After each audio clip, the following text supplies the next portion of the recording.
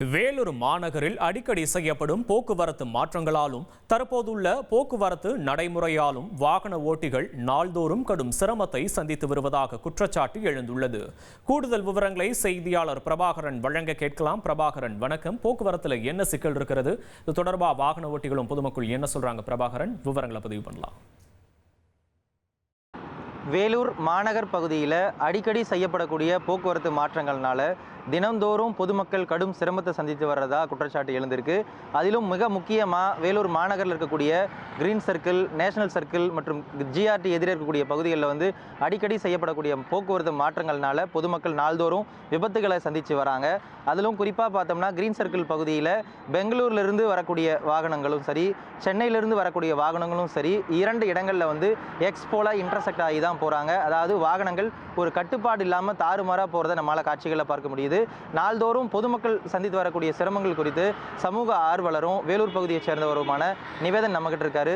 Sir, இப்போ இந்த போக்குவரத்து மாற்றங்கள்னால நாள்தோறும் என்ன மாதிரியான பிரச்சனைகள் நீங்கள் சந்திக்கிறீங்க சார்? ஆக்சுவலி இப்போ புதிய மாற்றம் அரேஞ்ச் பண்ணியிருக்காங்க. இதில் பார்த்தீங்கன்னா 3 இடத்துல எனக்கும் அதை அனுபவப்பட்டிருக்கேன். நேஷ்னல் சிக்னல்ன்ற இடத்துல பார்த்தீங்கன்னா பெங்களூருக்கு போகிற வண்டிகளும் காட்பாடிக்கு போகிற வண்டிகளும் ஒன்றோட ஒன்று குறுக்கு கிராஸ் ஆகிற மாதிரி ஒரு அனுபவம் இருக்குது. அதே மாதிரி பார்த்தீங்கன்னா அந்த க்ரீன் சர்க்கிளில் அங்கேயும் புது பஸ் ஸ்டாண்டுக்கு போகிற வண்டிகளும் சத்தோச்சேரிக்கு போகிற வண்டிகளும் கிளாஷ் ஆகிற மாதிரி ஒரு சுச்சுவேஷன் தான் இருக்குது. அதுக்கடுத்து பார்த்தீங்கன்னா ஜிஆர்டியோட ஹோட்டலுக்கு, ஜிஆர்டி ஜுவல்லரிக்கு முன்னாடி அங்கே தான் சத்தோச்சாரிக்கு கட் பண்ணுறோம். அங்கே கட் பண்ணும்போது பார்த்தீங்கன்னா காட்பாடியிலேருந்து வர்ற வண்டிகள் எல்லாம் அதே லைனில் தான் வருது. சத்தோச்சாரிக்கு போகிற வண்டிகளும் அங்கே நுழையும் போது அங்கேயும் கிளாஷ் ஆகிற மாதிரி இருக்குது. இது எப்படி கேட்டிங்கன்னா புதிய முயற்சி நல்லது தான். ஆனால் அதனால் என்ன விளைவுகள் ஏற்படுன்றதை போக்குவரத்து காவல்துறை அதை கூர்ந்து கவனிக்கணும். இந்த 3 ஸ்பாட்லேயும் பிரச்சனையை நாங்கள் அனுபவபூர்வமாக பார்த்துருக்கோம். அதனால் இந்த விஷயத்தை மீண்டும் கூர்மையாக கவனித்து இதில் ஏற்படுகின்ற சிரமத்தை சீர் செய்ய போக்குவரத்து காவல்துறை முடிவு பண்ணணும். ஆக்சுவலி ஒன்வே அப்படின்னா முழுமையாக ஒன்வேயாக இருக்கணும். அங்கே குறுக்க ஒரு வாகனங்கள் வர மாதிரி அது ஒன்வேயாக இருக்காது.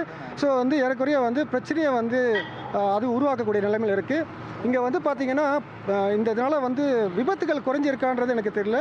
ஆனால் பதிவு செய்யப்படாத பல உராய்வுகள் நடந்திருக்குமான்னு எனக்கு ஒரு அச்சம் இருக்குது. ஏன்னா என்ன விபத்துகள் பதிவாக இருக்குன்றது அது போக்குவரத்து காவல்துறைக்கு தான் தெரியும். ஆனால் பார்த்தீங்கன்னா இங்கே கிராஷ் நடக்கிற மாதிரி ஒரு சூழல் தான் இருக்குது. இதில் மீண்டும் மாற்றம் செஞ்சு போக்குவரத்தை சீர் செய்ய கேட்டுக்கிறோம். அதாவது இந்த பகுதிகளில் நாள்தோறும் வாகனங்கள் ஒரு கட்டுப்பாடு இல்லாமல் தாறுமாறாக போகிறத நம்மளால் காட்சிகளையும் பார்க்க முடிந்தது. அதே போல் இது நோ டிராஃபிக் நோ போலீஸ் அப்படிங்கிற மாதிரியும் நோ டிராஃபிக் நோ சிக்னல் அப்படிங்கிற சோதனை முயற்சியாக மாவட்ட காவல்துறை பண்ணியிருக்கிறதா அதிகாரிகள் சொல்லியிருந்தாங்க. இருந்தாலும் இது சோதனை முயற்சியாக இருந்தாலும் கூட பல்வேறு இடங்களில் வாகனங்கள் ஒரு கட்டுப்பாடு இல்லாமல் தாறுமாறாக போகிறது தான் நம்மளால் கள நிலவரத்தில் பார்க்க முடியுது. உடனடியாக இந்த பொதுமக்களும் வாகன ஓட்டிகளும் நாள்தோறும் சந்தித்து வர்ற சிரமத்தை சரி செய்யக்கூடிய வகையில் போக்குவரத்தை உடனடியாக சரி செய்யணும் அப்படிங்கிறது தான் எல்லாரோட எதிர்பார்ப்பாகவும் இருக்குது. விவரங்களுக்கு நன்றி பிரபாகர். செய்திகளை உடனுக்குடன் தெரிந்து கொள்ள உடனே சப்ஸ்கிரைப் பண்ணுங்க.